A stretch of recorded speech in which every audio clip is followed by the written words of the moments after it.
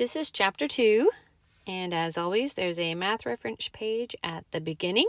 You'll be learning this math throughout. The link right here will take you to the OpenStax book. Remind everyone about the playlist. So right here, this is the playlist. If you want to watch videos ahead of time and kind of fill out your notes ahead of time for the whole class, that's your playlist right there. And then this is Dr. Bean's playlist on the same topics. And then this is just a compilation of a lot of YouTubers that have some really great stuff on these same topics, just kind of scattered in there. So you can pick and choose what you think might be good resources for you. The math that's in this book, there are several different examples in that playlist.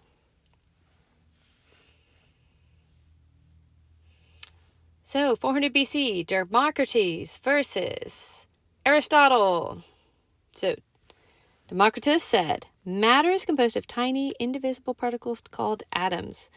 And Aristotle was completely in a different mindset and said that they are made out of 4 elements: earth, fire, air, and water. And everyone believed Aristotle because he was very popular for the day. So everyone believed him. But Democritus was not forgotten. And thousands, almost, of years later, Dalton began studying atoms and came up with the atomic theory. So you're going to hear today some laws and you're going to hear some theories, and it's going to seem really obvious because you've learned this stuff since you were little. We're just giving them fancy names. But back then it was not obvious and people had no idea what was going on. So Dalton said, he had 4 points. So first he said, matter is made up of tiny, and this word right here is actually kind of key because this changes, but tiny indivisible particles called atoms. And the idea in the day was they just kind of thought of them as little spheres, kind of like what we do today. To begin with, looking at the atom, we kind of start with thinking of them as spheres, and then we kind of build on that idea. Then he said, atoms of the same element are the same. So basically, if you have a gold block and you know that it's pure and you analyze it, it's always going to come out as gold block. Doesn't matter where you take it out of, it's still gold because gold is different from iron. It's its own thing. In the same way, atoms of different elements are different. So again, gold is not the same thing as iron. Then he said that atoms combine in small whole number ratios. And what that means is that you can't have half an atom. When you're putting things together, you end up with like maybe different combinations of atoms, but you don't have like half of an atom and be able to use it with something else. Everything has to be a full atom or no atom at all. You either have it or you don't. So the one word in the statements that has since been shown to be untrue is this word indivisible. So when you're combining substances, of course, we still have to have that whole number ratio, and it has to be a whole atom. You can't have half of one.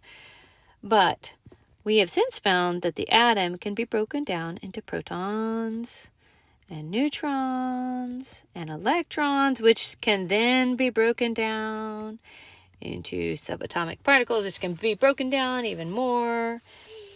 So it's not actually indivisible, but an atom is the smallest amount of something, and it still be that same something.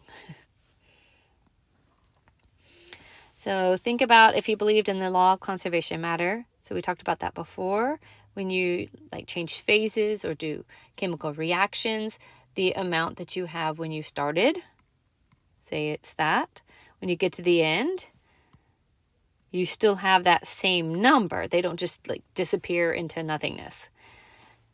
So if you look at they're indivisible particles called atoms, the same, different. So just so you know, he did believe in the law of conservation of matter. And again, it just means that you start any phase change or reaction with a certain number. You whatever you produce has the same number.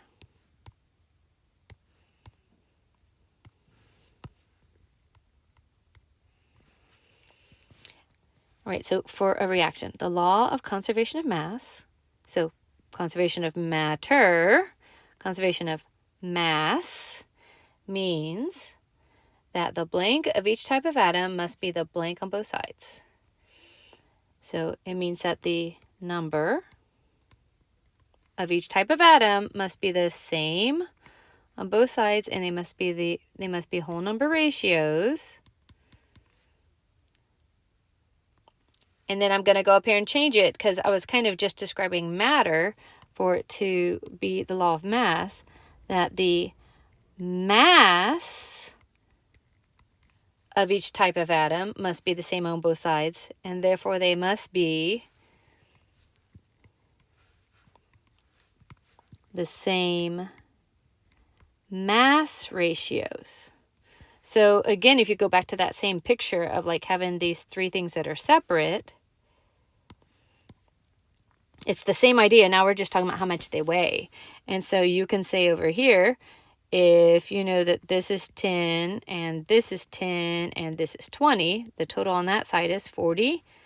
Now, because you still have the same atoms, you still have the same amount on both sides.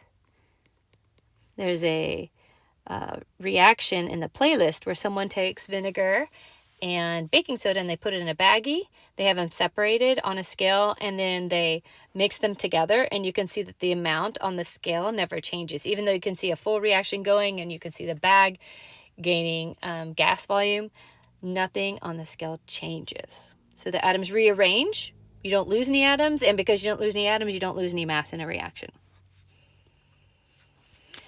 So what is wrong with each of the following? So if we take two O's and two H's, and then we get two H's bonded to one O, there's something wrong with that. Then if you take part of an O with two O's, and then you end up with two H's and part of an O, what's the matter with that? And then what's the matter with saying about oxygen being equal to hydrogen? So go ahead and answer that on your own.